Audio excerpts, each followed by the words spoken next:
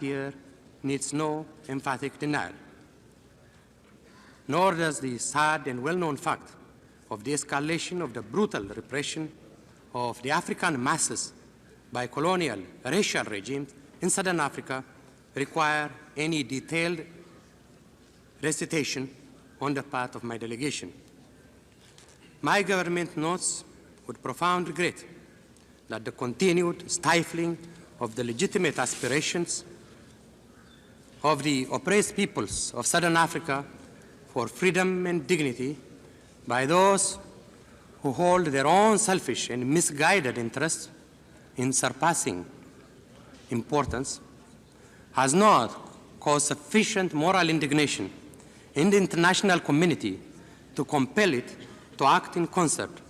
not only in the defense of the rights of the people of Southern Africa,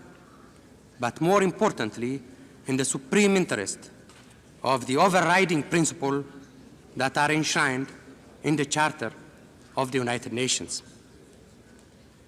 It is the considered view of my delegation that it is this apparent neglect of the anguish and sufferings of the peoples of Southern Africa by the international community that has encouraged the colonialists to engage in unconscionable excesses in order to guarantee their position of controlling the lives and destinies of the peoples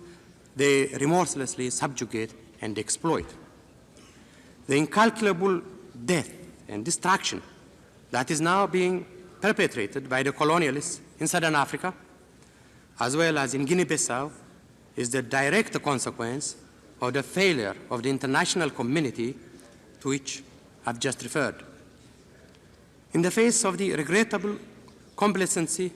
on the part of the allies and trading partners of Portugal regarding the plight of the people, women and children at Uriamu in Mozambique is but one more example of the extent to which Portugal is prepared to stoop in its vain attempt to force the surrender of the liberation struggle. How many horrifying massacres of the type that took place at Uriamu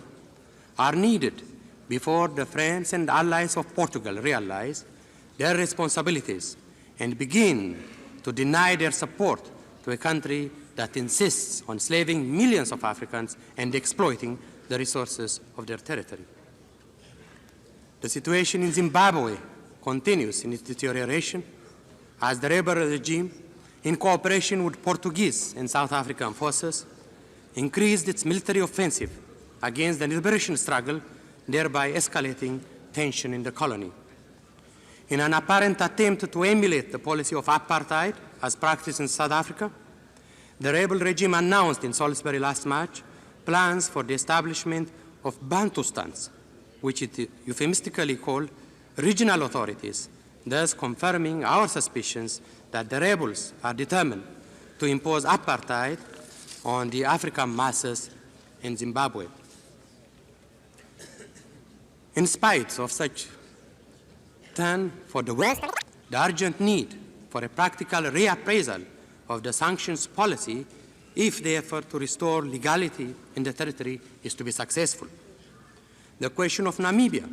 has remained deadlocked as the South African government continues to manipulate the opportunity provided by the decision of the Security Council that requested the Secretary General to initiate contacts with it. After repeated and patient attempts to probe the South African intention with respect to the political future of Namibia, the Secretary General has,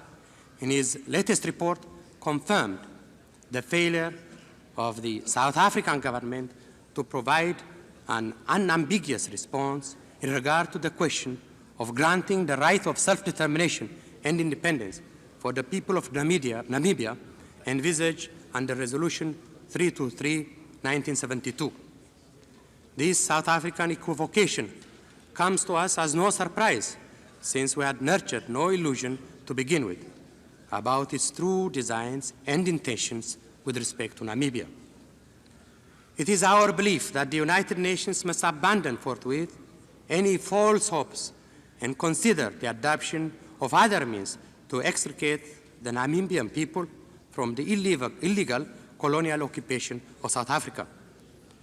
The armed struggle now underway in Southern Africa, as well as in Guinea-Bissau, between those who are in the legitimate pursuit of their freedom and dignity and those who insist on continuing their colonial and racial domination, has reached a new and dangerous level. As the liberation forces intensify their arms struggle to dislodge the oppressors, the colonialists, in unholy alliance among themselves, have stepped up their vicious and indiscriminate wars of oppression. We believe that the United Nations has a responsibility in assisting those who, by fighting for their right to self-determination and independence, are also fighting for the respect of the principles that are embodied in the Charter of the United Nations.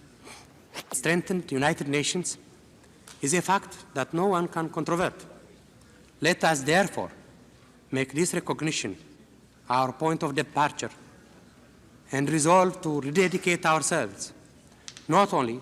to the letter, but also to the spirit of the Charter of the United Nations, so that the world will be a secure and better place to live in for the present as well as future generations of mankind. I thank you, Mr. President.